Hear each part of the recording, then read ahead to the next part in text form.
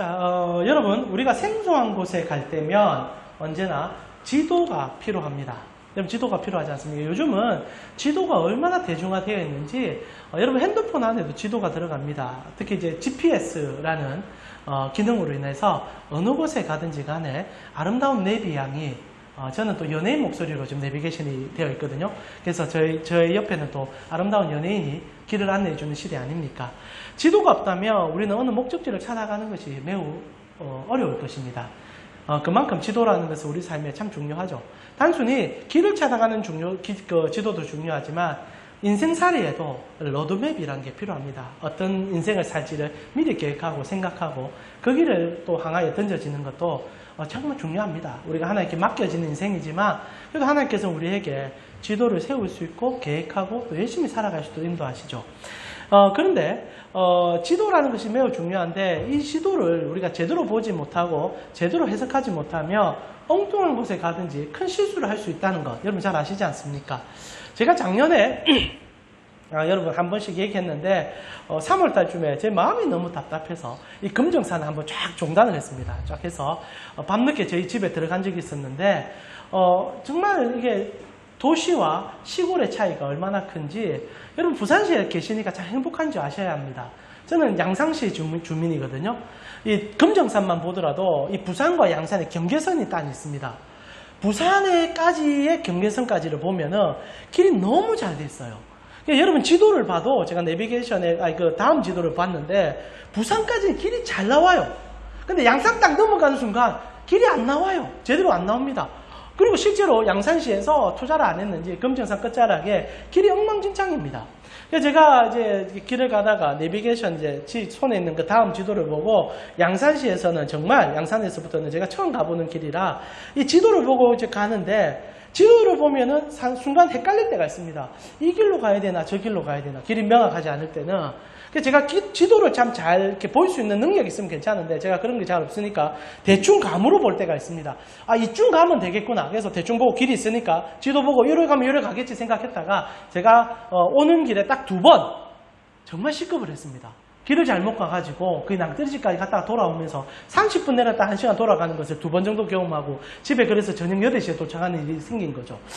지도를 제대로 보지 못하고 제대로 해석하지 못하면 엉뚱한 일을 할 뿐 아니라 그래도 돌아가면 다행인데 돌아가지 못하는 일까지 생긴다면 얼마나 억울할 수 있습니까?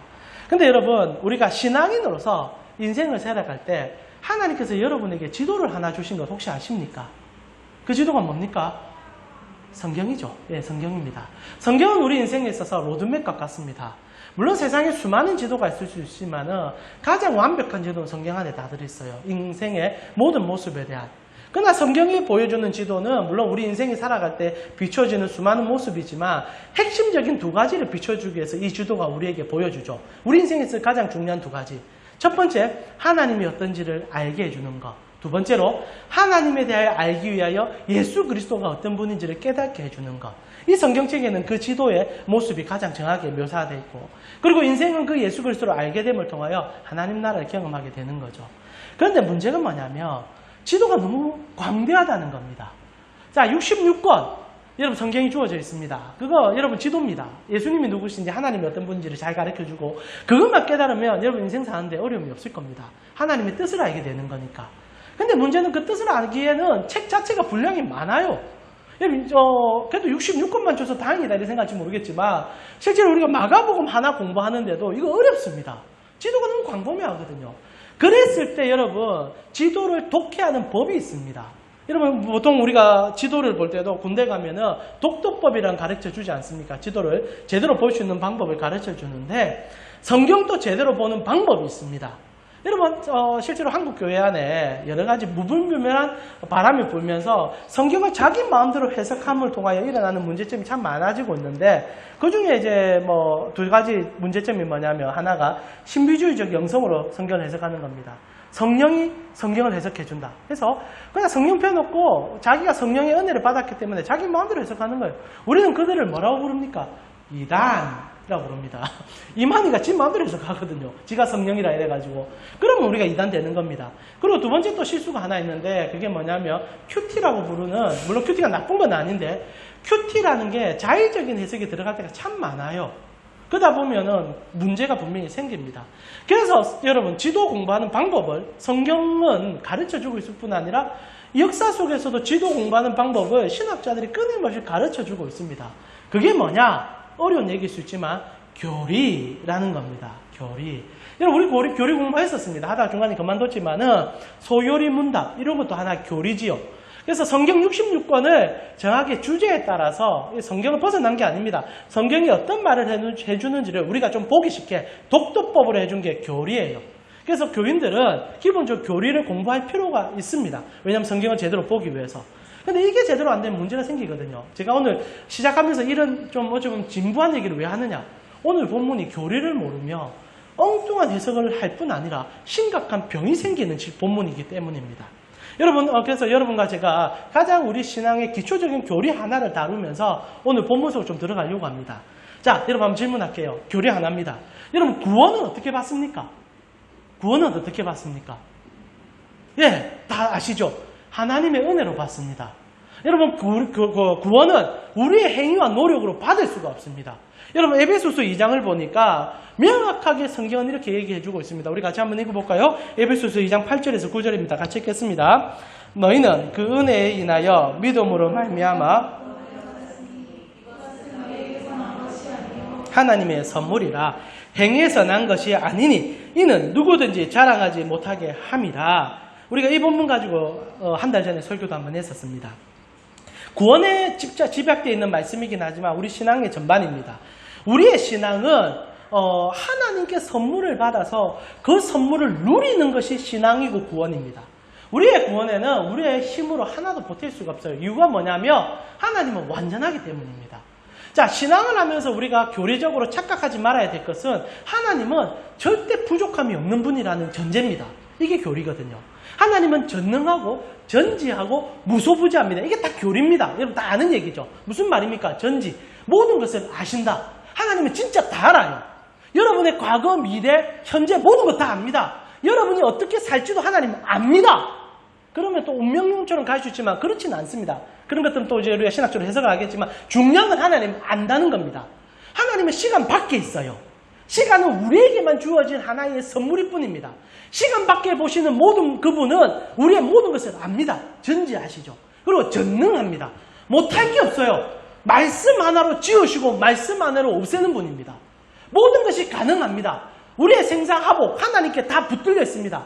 하늘에 나는 참새 하나도 하나님의 명령이 없으면 우리 입속에 못 들어옵니다.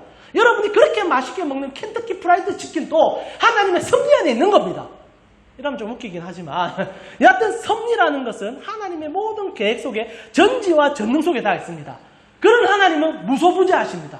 우리의 모든 곳에 다 계시는 분이에요. 우리가 볼 수 있는 뿐만 아니라 이 땅 어느 곳에라도 하나님 다 있어요. 우주가 무한하다 얘기하는데 그 우주의 모든 것에는 하나님이 다 계십니다.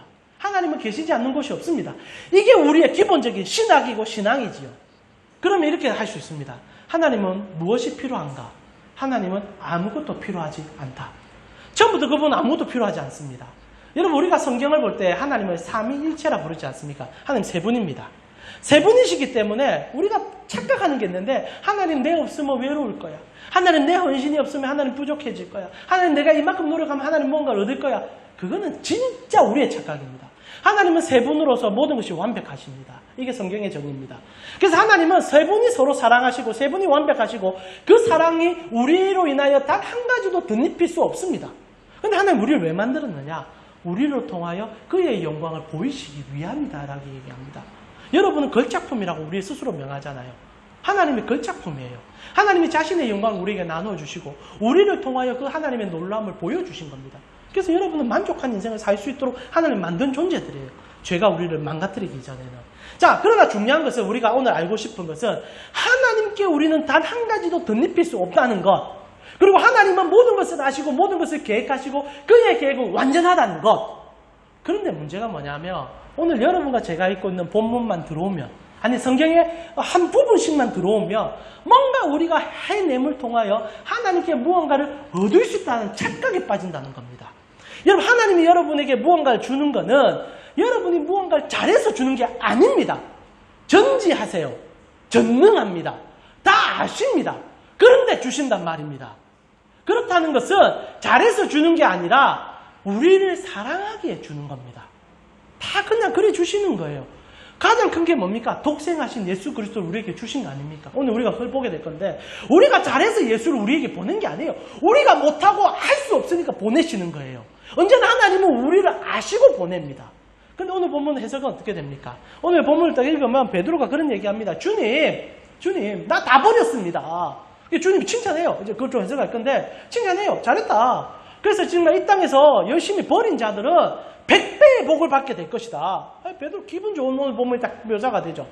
그런데 여기서 여러분 교리가 빠지면 우리가 얼마나 많이 속는지 모릅니다. 여러분 우리가 실제로 저도 어릴 때 부흥사님들께서 아니 부흥사뿐 아니라 목회 현장에서 목사님들이 이런 본문만 골라가지고 설교를 하셨어요. 그러면서 버려라. 100배로 돌려받는다. 제가 한참 건축을 하던 교회에서 교회 생활 좀 했는데 그 목사님이 이런 본문 가지고 얼마나 성도의 마음을 휘잡았는지 모릅니다. 하나님 앞에 던져라. 그러면 하나님 100배로 갚아준다. 그때 그래서 택시 팔고 집 팔고 헌금해가지고 교회 건축하는 거 제가 봤습니다. 그럼 결과적으로 그분들이 가면 전부 100배를 받았느냐? 와, 정말 안타깝지만 그분들이 울면서 교회를 다 나갔어요. 상처받아 교회 나가고. 와, 정말 목사님 못했더라고요. 하나님 말씀을 자기의 사역을 위해서 사용했다는 거죠. 그러나 오늘 본문도 우리가 그렇게 해석하면서 우리 스스로도 자유할 수 있습니다. 나도 하나님 버리면 하나님 100배 주겠구나. 전제를 먼저 잡고 시작합시다. 하나님은 여러분이 버리지 않아도 100배를 줍니다. 왜? 예수를 줬으니까. 전부를 줬거든요. 아들을 여러분에게 줬습니다.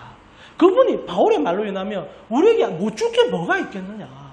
근데 우리는 마치 착각에 빠진 거예요. 내가 노력 안 하면 못 받을 것처럼. 그리고 나아가 딜을 합니다. 내가 이만큼 해야 받을 수 있는 것처럼. 성경은 그것을 전제를 어떻게 갖느냐에 따라서 성경 해석이 물론 달라질 수 있음을 보여주고 있는 거죠. 오늘 우리는 그래서 우리의 전제가 어떻게 깔려 있는지를 체크하면서 여러분의 신앙의 근본마저도 한 번 더 재정립할 수 있는 시간이 좀 되어보기를 원합니다.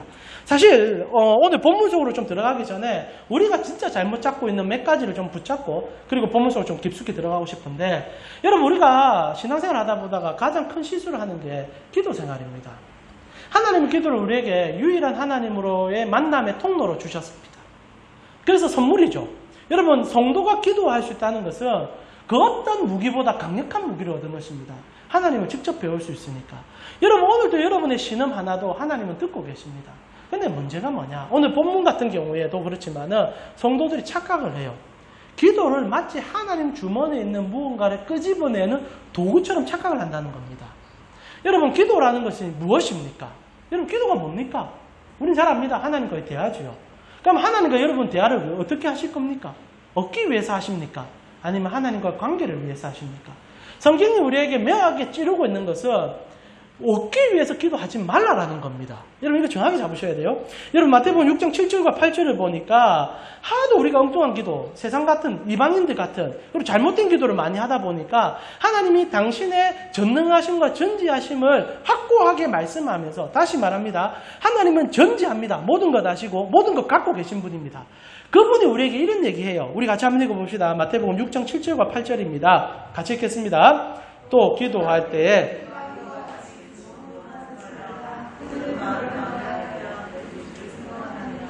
그러므로 구하기 전에 너희에게 있어야 할 것을 하나님 너희 아버지께서 아시느니라.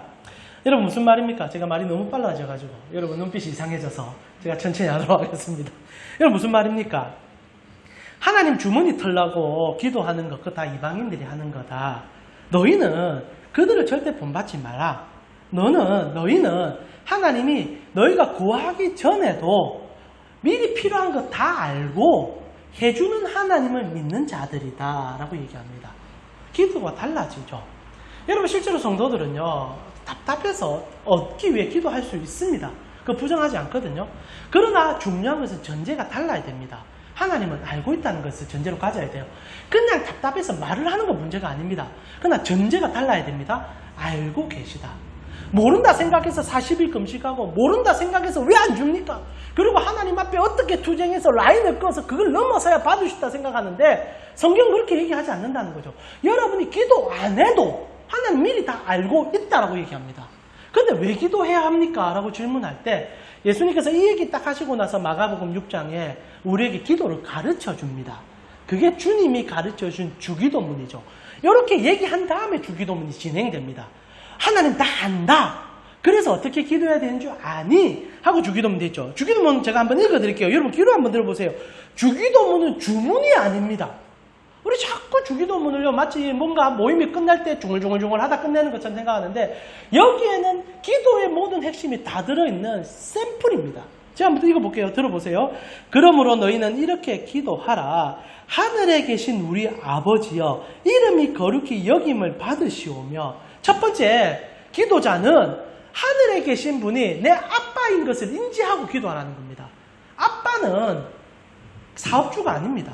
여러분 기도할 때 여러분 월급 타듯이 기도할 때가 얼마나 많습니까? 마치 내가 이만큼 헌신하고 노동하고 정말 시간을 투자해야만 4시간 5시간 기도해야만 준다. 아빠는 그래 안 해요. 필요하면 주고 필요하지 않으면 안 줘요. 다만 입을 한번 열어 그 아빠한테 얘기하는 게 중요하죠. 그래서 기본적으로 우리 아빠라고 얘기합니다. 공동체 안에서의 아빠라는 것을 주기도문 얘기하죠. 아빠인 것을 잊지 아니야 잊고 기도하면요 사업을 합니다. 주님과 딜해요. 40일 금식하고 씨름하고 왜 안 줍니까? 왜 안 줍니까? 뒹굴고 죽을 때까지 주십시오. 내 굶어 죽는 거 꼴라지 볼 겁니까? 실제로 그렇게 기도하는 사람들이 있습니다. 아빠 앞에서도. 나중에 한번 그거 봅시다. 자, 그래서 기도하고 나서 그 다음에 10절에 뭐라고 되어 있냐면 나라가 임하옵시며 뜻이 하늘에서 이룬 것 같이 땅에서도 이루어지라. 이게 정말 중요한 본문입니다. 잘 보세요. 나라가 임하시며 하나님 나라가 우리 가운데 오셨단 말입니다. 그게 예수 그리스도시죠. 그런데 뜻이 하늘에서 이룬 것 같이라고 되어 있다는 게 중요합니다. 자, 무슨 말입니까? 하늘엔 뜻이 이루어져 있다는 거예요. 완벽하게 다 이루어져 있습니다. 여러분의 인생도 하나님 앞에 붙들린 순간 여러분의 인생은 하늘에 다 완성이 되어 있어요. 그런데 이것이 우리 땅에 이루어지기를 바랍니다라고 기도하라고 얘기합니다. 그러니까 내가 얻어 타려고 부족해서 더 뭔가를 받으려고 하는 게 아니라 완성되어 있는 그것을 누려라. 이게 기도입니다. 기도의 본질이 다르다 이거예요. 이방인들은 부족하니까 타려고 하는데 성도는 완성되어 있는 것을 이 땅에서 맛보는 거예요. 여러분은 벌써 완성된 자들이라는 겁니다. 하나님 백성이고 연생의 소유자요. 독생자가 여러분에서 피 흘린 값주고 산 완벽한 자들이라는 거예요. 근데 부족함을 느끼는 이 땅에서 우리가 신앙생활을 하는 것은 하나님의 나라를 이 땅 속에서 우리가 어떻게 함을 보여주기 위한 거라는 거죠. 여러분 이 땅의 삶은 짧습니다. 길어야 이제 우리 남은 삶은 몇 년 안 될 거예요. 길어야 하면 4, 50년. 아, 너무 짧은가? 한 100년 더 사십시오. 100년 더 사십시오. 그래 사시다가 어느 날 하나님 배우면 우리는 진짜 완성된 곳에 가는 거예요. 이곳에서 잠시 하나님과 삶을 어떻게 사는지를 훈련하는 건데 주기도문의 핵심은 완성되어 있다는 겁니다. 그게 너에게 오고 있다는 거죠. 이걸 누리라는 겁니다. 그래서 성도의 기도는 달라요. 정말 다릅니다. 그리고 그 다음에 우리의 필요성에 대해서 얘기합니다. 일용할 양식을 주십시오. 우리의 답답함을 아는 하나님의 배려죠. 우리가 이 땅에 있는 동안은 그 하나님 나라의 완성을 바라보지만 그 완성이 우리에게 있음을 알지만 또 가야 되는 순간에 이 어쩌면 긴장과 불안의 상태 속에 사는 우리를 아시기에 요구해라. 그리고 어려움이 있으면 기도해라. 그러면 내가 너와 더 친밀한 속으로 완성된 나라를 가르쳐 줄게. 이게 성경의 핵심이라는 거죠. 그래서 우리를 시험에 들게 하지 마시고 하나님도 알아가라 이 얘기입니다. 이런 주기도문을 가르쳐 줬어요. 주기도문의 핵심은 두 가지입니다. 우리 아빠다. 그리고 그분은 완벽하다. 그거 알면 너희의 기도가 너무너무 풍성해질 것이다. 그래서 주님께서 이렇게 얘기한 다음에 기도에 대해서 마무리하면서 마태복음 6장 31절에서 34절에 이렇게 우리에게 주지 않습니까? 그러므로 염려하여 이르기를 무엇을 먹을까, 무엇을 마실까, 무엇을 입을까 하지 마라. 이거 안 할 수는 없습니다. 할 수밖에 없어요. 그래서 주님께서도 주님 가르치는 기도에 일용할 양식 기도하라 하지 않습니까? 이거 못하는, 근데 전제적으로는 안 하는 게 맞다는 겁니다. 그래서 이게 신앙이 뭐냐면 요거 안 해가는 거예요. 요거 안 해가는 거. 이거 많이 하라고 교회가 많이 가르치는데 우리는 잘못된 걸 배운 거예요. 신앙이 깊어지면 깊어질수록 이거 안 하기 시작해요. 하나님께 그냥 맡기기 시작한다는 겁니다. 그러면서 뭐라고 합니까?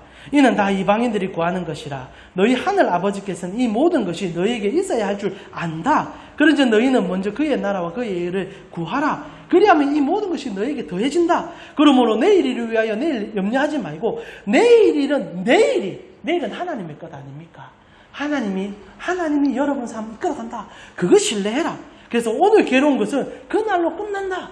내일은 하나님이 여러분을 이끌어간다. 영원토록 이끌어간다. 기도의 핵심은 주님과 그 사랑의 깊이를 깔아가는 것이다 라는 겁니다. 그러나 여러분 이렇게 얘기하면 둥그름 잡는 것 같을 거예요. 왜냐하면 우리는 여전히 땅에 발을 붙이고 있으니까. 먹고 사는 문제가 고민되니까.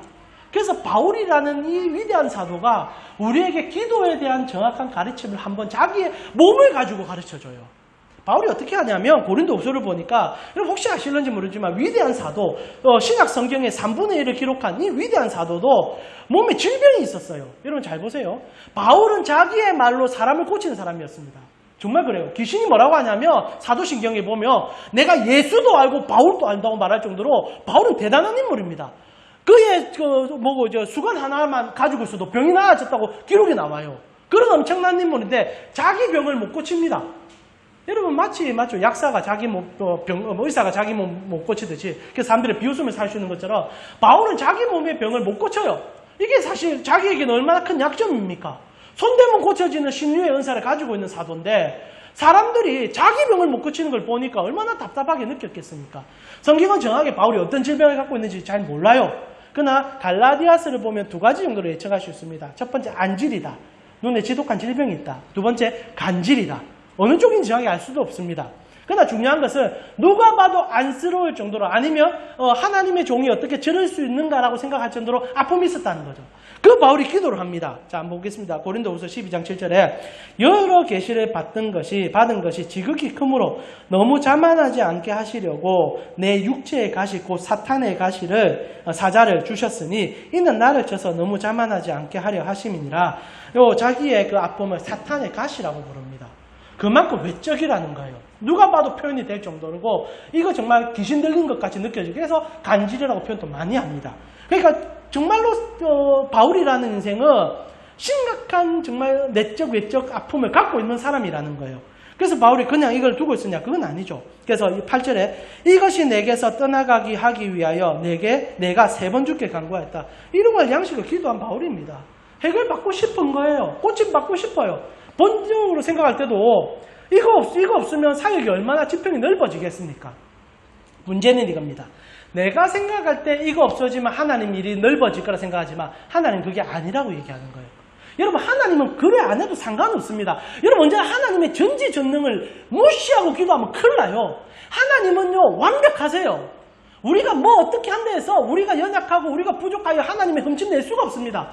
하나님은 여러분의 가장 낙한 것도 크게 쓸 수 있을 뿐 아니라 여러분의 없는 걸 가지고 능 있게 하는 분이에요. 그게 하나님 아닙니까?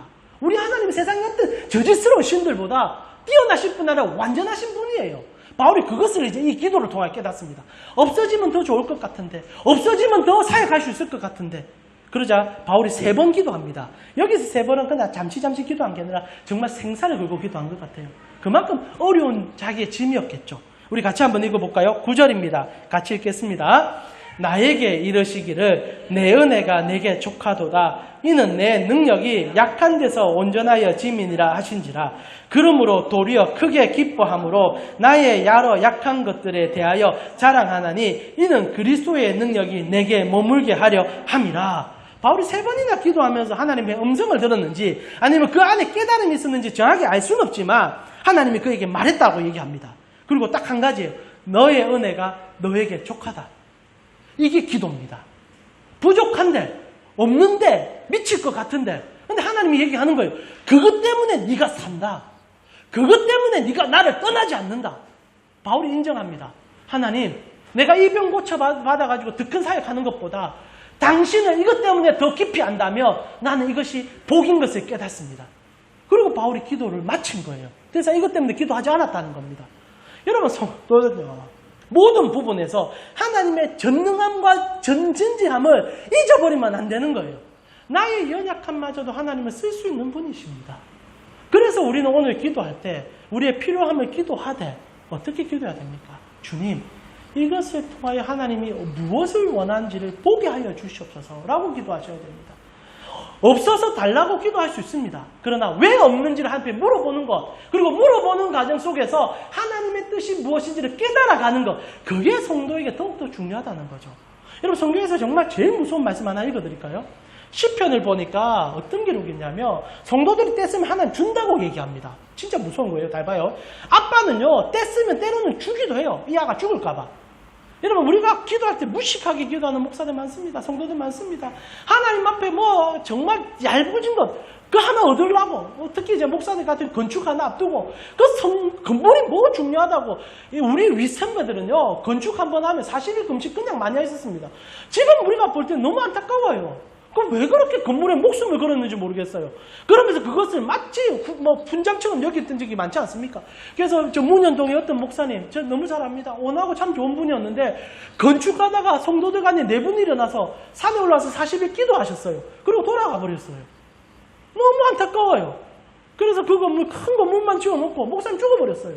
물론 하나님 품에 안겨서 자기의 삶을 하나님 앞에 또 교제하며 기쁨으로 나아가시겠지만 이 땅에 우리가 남은 우리로서 너무 허무하다는 거죠. 그건 하나님께서 건물 짓게 해주셨어요. 자, 성경을 한번 봅시다. 여러분 시편 106편에 보니까 이런 기록이 나와요. 저는 정말 무섭다고 생각하는데 광야에서 욕심을 크게 내며 사막에서 하나님을 시험하였도다. 이 광야 백성들이 하나님이 다 채워줬거든요. 만나 주시고 불기둥, 구름기둥 주면서 온화하게 따뜻하게 다녔는데 이들은 늘 원하는 게 있었어요. 더 많은 것, 더 큰 것. 결국 뭐 달랍니까? 고기 달라다가 막 진짜 싸워요. 하나님과 전쟁 치르고 막 떠나겠다 하고 욕 나오고 막 우리 이집트 돌아간다 하고 난리가 나요.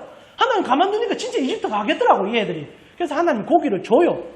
그런 일이 한번 있었어요. 우리 15절 같이 한번 읽어봅시다. 뭐라고 됩니까? 그러므로 여호와께서는 그들이 요구한 것을 그들에게 주셨을지라도 그들의 영혼은 쇠약하게 하셨도다. 얻어서 싸워서 받았는데 하나님이 그 마음에 사라졌다는 겁니다. 이게 성도가 받은 가장 불쌍한 일이에요. 기도가 적이 돼버린 거예요. 여러분 성경을 한번 보세요. 원수 마귀가 예수님 만나가지고 3번 시험하지 않습니까? 그때 원수 마귀가 뭐 준답니까? 이 땅의 모든 권세를 주겠다 합니다. 여러분 우리가 기도하는 대부분이 마귀에게 받으려고 하는 것일 수도 있다는 거예요. 여러분 이방인들이 원하는 것은 마귀가 다 주고 있는 겁니다.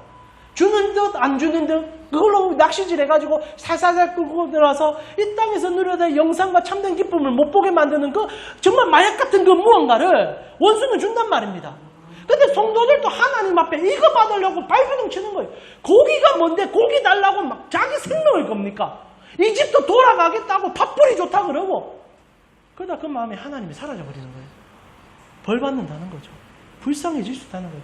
정확히 기억하세요. 싸워서 빼앗을 수는 있습니다. 하나님 불쌍해서 줍니다. 이 아이가 죽을 것 같으니까 그냥 던져주는 거예요. 그러나 그것은요 정말 불쌍한 겁니다. 불쌍한 거예요. 성도는 그래 해서는 안 됩니다. 오늘 우리에게 그 얘기를 하고 싶은 거죠. 자, 제가 왜 전반에 이렇게 거창한 얘기들을 하느냐. 실제로 오늘 우리에게 그것을 명확하게 하나님이 찌르고 있기 때문입니다. 여러분 오늘 본문을 보면 금도끼, 은도끼 얘기처럼 해석될 가능성이 매우 높습니다. 우리가 갖고 있는 조그만 도끼 하나 물에 딱 던지니까 우리의 정성이 가득하여 하나님이 상실령처럼 딱 나타나서 네가 무엇이 필요하냐? 주님 나에게 금도끼를 주십시오. 금도끼 받는 거. 그 얘기처럼 해석될 수가 있죠. 내가 주님께 이렇게 헌신하니까 100배를 받았습니다.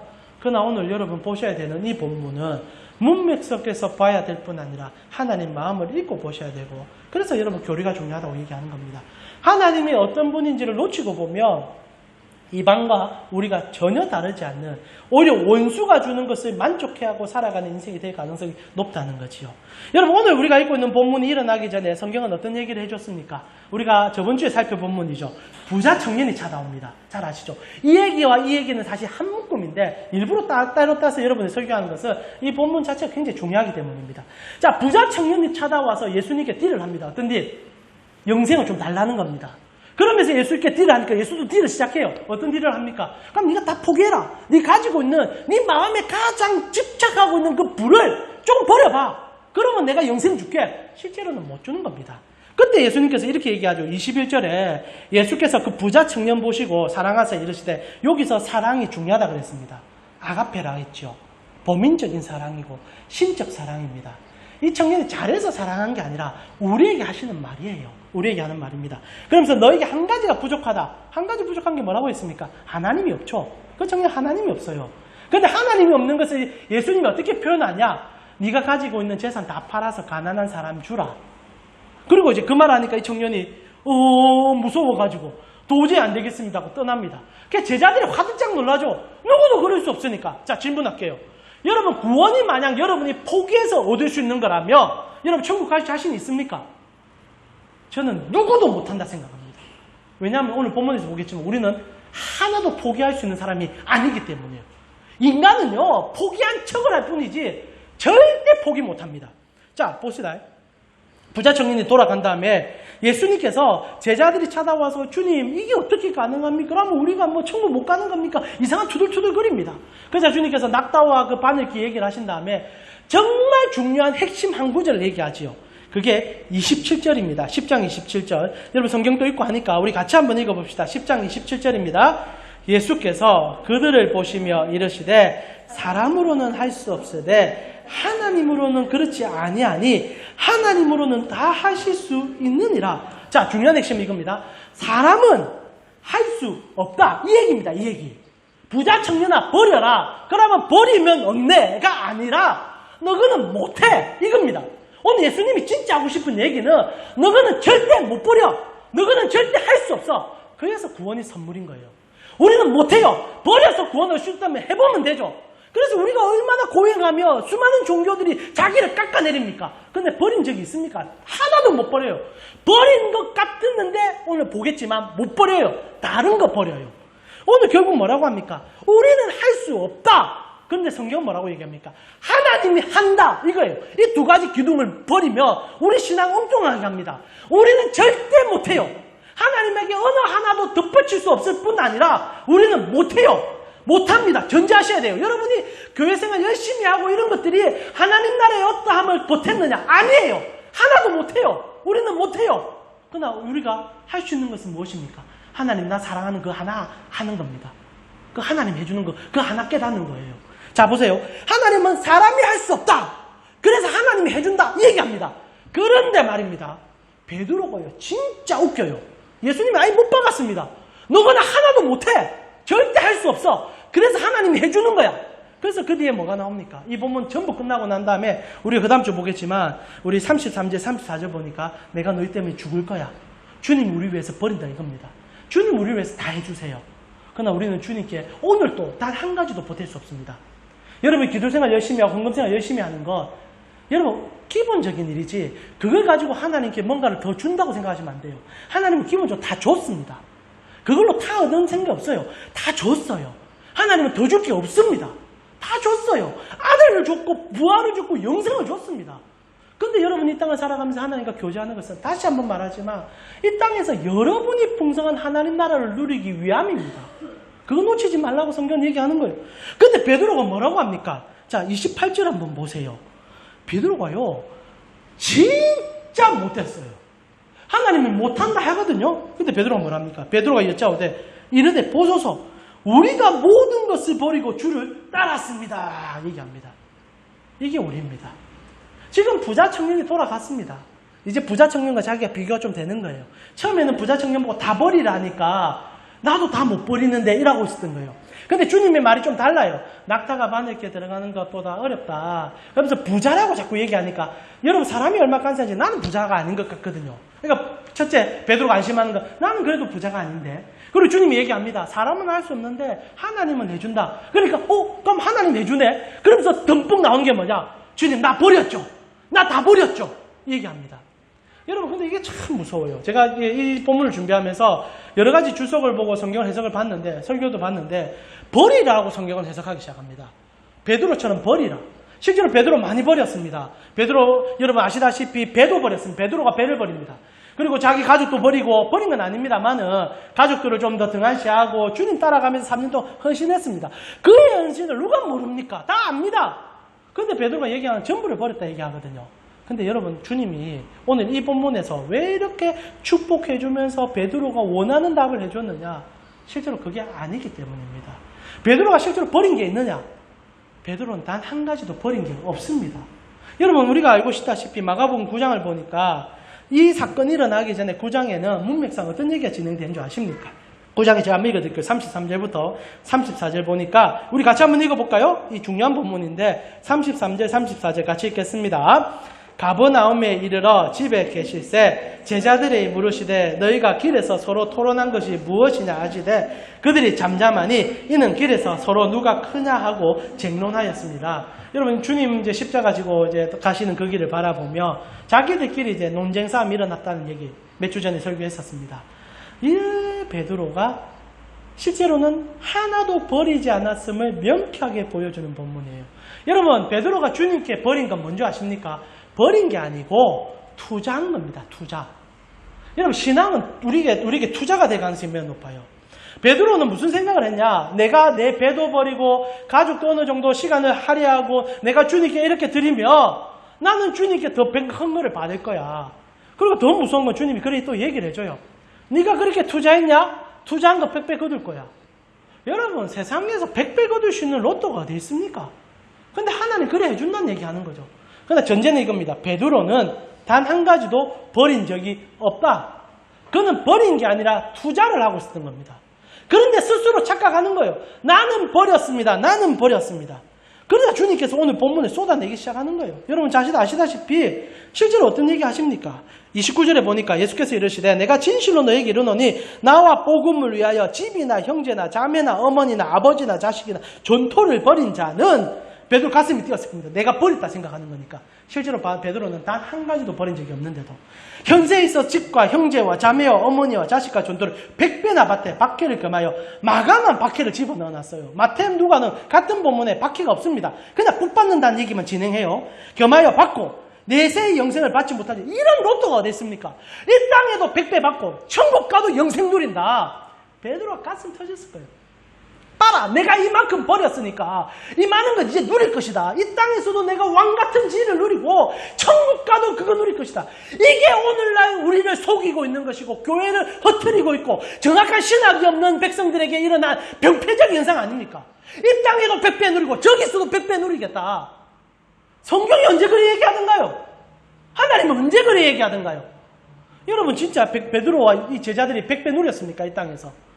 여러분 역사를 보세요. 여러분 붕사들의 그런 거짓말에 속지 말고 사도행전을 조금만 보세요.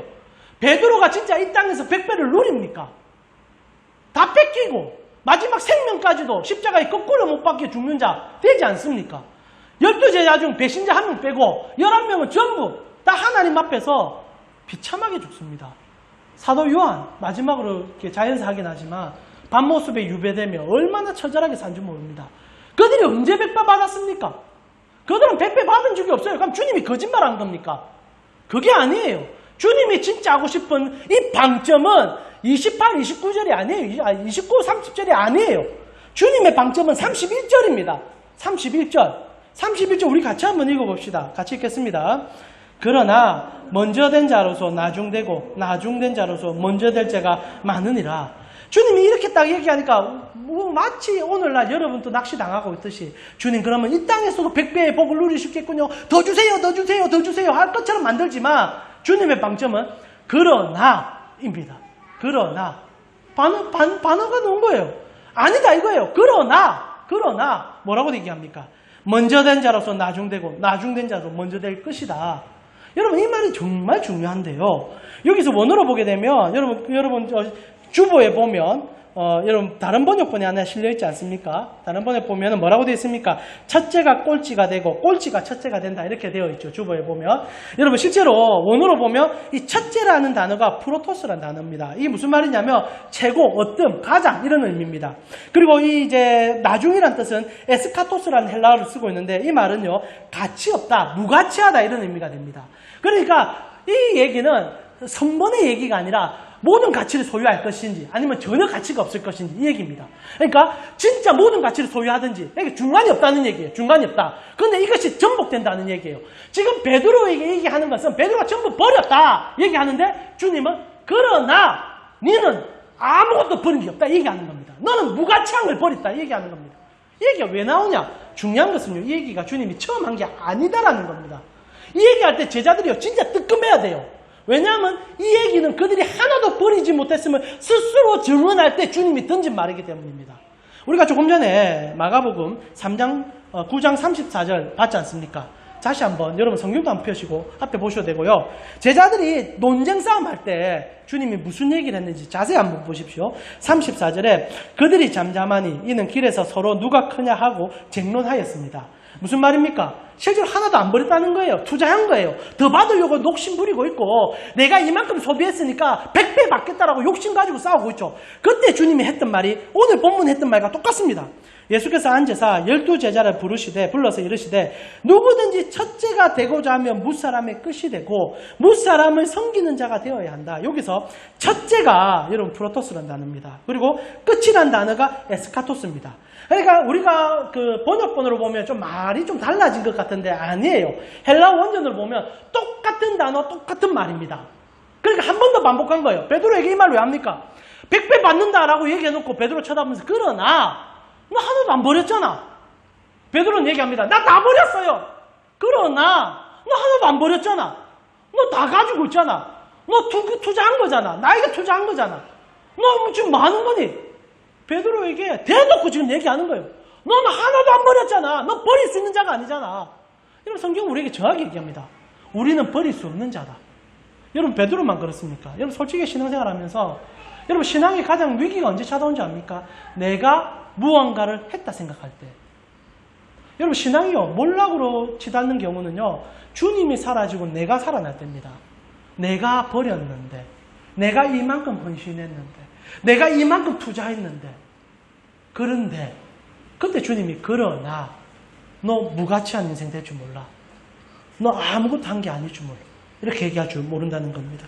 사랑하는 주님께서 오늘 베드로에게 그리고 제자들에게 핵심적으로 딱 한 가지 얘기합니다. 너희는 버릴 수 있는 인생이 아니야. 그리고 주님께서 그 다음에 무슨 얘기합니까? 내가 버려. 내가 버리는 거야. 내가 십자가에 죽고 내가 부활하고 내가 선물로 영생을 주는 거야. 너희가 해야 될 것은 이거 받아들이는 거야 라는 얘기를 한다는 겁니다. 사랑하는 우리 강원 성도 여러분, 실제로 우리는 버릴 수 없는 자들입니다. 근데 이것이 안 없어져요. 자꾸 우리가 뭔가를 버릴 줄 안다고 생각합니다. 성경 우리에게 요구하는 게 어려운 게 아니에요. 그러나 가장 어려운 거예요. 실제로 성도가 해야 될 것은 하나님 사랑하고 하나님 바라보는 게 전부예요. 근데 이게 가장 어려워요. 왜? 자꾸 내가 살아나거든요. 내가 자꾸 하나님께 뭔가를 얻을 수 있다 생각하거든요.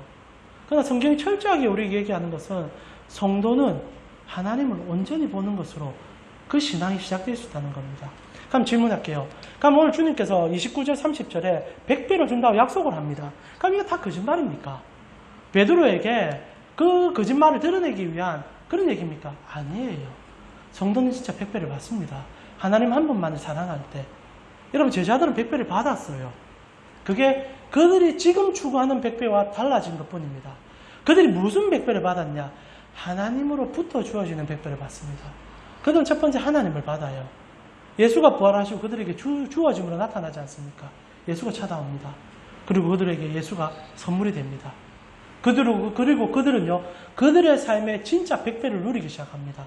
형제, 자매, 본토, 친척 다 떠났는데 그들에게는 교회가 되어집니다.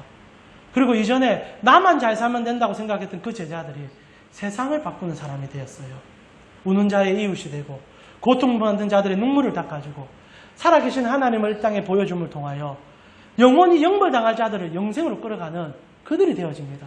그 영광이 얼마나 격했는지, 그들이 만난 하나님이 얼마나 놀라웠는지 죽는 데까지도 하나님과 비교당함을 거절하는 자들이 됩니다. 오늘 이렇게 허풍치는 이 베드로, 거짓말로 똘똘 뭉쳤고 자기 스스로를 속이고 있는 이 베드로가 마지막에 어떻게 죽습니까? 나는 주님처럼 죽을 수 없습니다 얘기합니다. 그렇게 영광스러운 주님과 내가 어떻게 비교를 당할 수 있습니까? 내가 그분께 받은 사랑이 얼마나 깊은 줄 압니까? 나를 거꾸로 못 박아 죽여주십시오라고 얘기합니다. 여러분, 사람이 할 수 있는 말이 아니에요. 근데 베드로가 그 말을 할 수 있는 건 그는 100배를 받았기 때문입니다. 이 땅에 있으면서 하나님의 영광된 삶을 진짜 누린 자만이 할 수 있는 말을 그들이 해요. 마지막 죽음을 당하는 사도 요한은 뭐라고 얘기합니까? 그의 떨림이 우리 모두에게 있었으면 좋겠어요. 사도 요한은 요한계시록 22장 마지막 절에 이렇게 고백하며 그의 가슴 떨리는 100배의 복을 이렇게 추구합니다.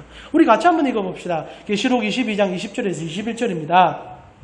이것들을 정언하신 이가 이르시되 내가 진실로 속히 오리라 하시거늘 아멘. 주 예수여 오시옵소서. 주 예수의 은혜가 모든 자들에게 있을지어다. 아멘. 이게 사도 요한의 요한계시록의 마지막 구절입니다. 마라나타라 우리 부르는 그 말이죠. 주님 속히 와주십시오. 주님의 음성을 이 땅에 들으면서도 그는 주님 뵙는 것이 가장 가슴 떨림으로 살 수 있는 자가 되었다는 거예요. 진짜 100배로 살았습니다. 사라지는 사랑이 아닌 영원한 사랑에 매여서 그 사랑 때문에 가슴 터지듯 살았고 어느 환경과 역할 속에서도 주님 때문에 가슴이 벅찼고 마지막 글이 말합니다. 모든 성도가 나처럼 되었으면 좋겠다. 여러분 진짜 복받은 사람들 그렇게 얘기하는 겁니다. 너희도 나처럼 살았으면 모든 사도가 똑같이 얘기해요. 모든 성도가 나처럼 살았으면 좋겠다. 왜? 진짜 행복했으니까. 진짜 기쁨이 있었으니까. 진짜 가치 있었으니까. 그들이 100배를 받았습니다. 하나님의 약속된 대로. 성도가 누리는 게 이거예요. 성도는 단순히 내 배 조금 채우고 내 행복해져가지고 낄낄낄 웃는 인생이 아니라 나도 바꾸고 너도 바꾸고 하나님의 역사 가운데 놀라움을 드러내고 영생을 선물로 던져주는 축복 덩어리가 된단 말입니다. 그걸 포기하지 말아라고 주님이 얘기하는 거예요.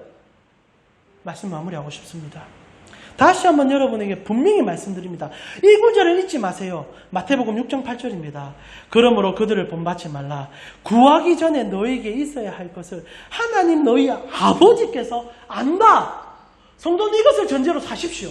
하나님 압니다. 근데 왜 고난을 줍니까? 아시는 분이 고난을 줄 때는 이유가 있어요. 암을 치료하면 암덩어리를 칼로 잘라내야죠. 이유가 있어요. 성도는 그 이유에 대하여 믿음으로 화답하는 겁니다. 믿음이라는 게 더 얻어타는 게 아니라 하나님이 지금 하시는 그 일을 수납하고 받아들이고 주님의 뜻대로 나아가는 겁니다. 그럴 때 정말 100배가 우리 삶에 일어나기 시작해요. 우리가 감당하지 못하는 일들이 우리 속에 일어나는 거예요. 알팍하게 1억 있던 사람이 10억 되는 거, 그게 복입니까? 지금 여러분 이 국토 이제 여러분 토지 여러 가지 부동산 정책이 바뀌자 보니까 이런 문재인 정권에 있는 그 중직들이 다 사임을 했어요. 이유가 뭡니까? 내 아파트 포기 못하겠다 이거 아닙니까? 눈 뜨고 나니까 10억이 오르니까 이 아파트 포기 못하겠다 이겁니다. 정말 어리석은 자입니다. 돈 몇 푼 때문에 그들의 이름을 땅에 처박히는 거예요. 근데 우리가 진짜 그래 삽니다. 지금 온 우리나라 인구 전체가 그들을 보면서 비웃고 있습니다. 진짜 돈 몇 푼에 그 놀라운 일들 다 포기한다. 근데 우리가 영생을 보고도 그래 산단 말입니다. 돈 몇 푼 때문에 하나님의 영광이 주어지는데 그걸 포기하는 거예요. 그래 살지 말자는 겁니다. 세상도 그래 살면 손가락질합니다. 그런데 하나님의 백성들이 어떻게 사냐는 오늘 말씀 속에서 우리가 발견해야 될 거 아닙니까? 저는 우리 가운데 성도님들이 하나님의 사랑에 잠식되어서 그 사랑이 우리 삶을 꿰뚫어 그 기쁨으로 살았으면 좋겠어요. 여러분 본문을 기억해 주세요. 여러분 베드로 같은 허풍쟁이도 하나님이 사랑해 주고 있습니다. 사랑해 주니 그를 이끌고 가는 거 아닙니까? 우리 같은 자도 하나님 앞에 그 본질 앞에 복음 앞에 서면 우리 바꾸어 주시는 분이 우리 하나님이에요. 그리고 하나님 나라를 여러분 삶에 깊이 주실 것입니다. 저는 내일부터 시작되는 여러분의 삶이 하나님으로 시작됐으면 좋겠어요. 나로 시작이 아니라 내 거 바라는 게 아니라 주님으로 시작했으면 좋겠어요. 그럼 저는 말씀에 기록된 대로 여러분 축복하셨습니다. 100배를 볼 것입니다. 진짜 100배를. 단 한 번도 여러분이 맛보지 못한 기쁨이 여러분 가정에, 여러분의 직장에, 여러분 삶에 상상도 못한 10억이 10억이 주는 게 아니라 진짜가 임하는 시간을 경험하게 될 것입니다. 그거 맛바라 우리 땅에 새겨놓은 거예요. 아니면 다 걷어가셨죠. 다 천국 데리고 가죠. 왜 우리에게 이 땅을 주셨습니까? 이곳에도 하나님 나라 경험할 수 있으니까. 하나님 나라 변화를 볼 수 있으니까. 그 감동과 그 열정과 그 비전으로 내일을 하나님과 동행하십시오. 그러면 하나님께서 여러분에게 그 놀라움을 허락해 주실 것입니다. 이 시간 찬송가 우리 406장 함께 찬양 드리면서요. 주님이 여러분의 안식, 주님이 여러분의 평안, 주님이 여러분의 전부가 되어지기를 함께 찬양했으면 좋겠습니다.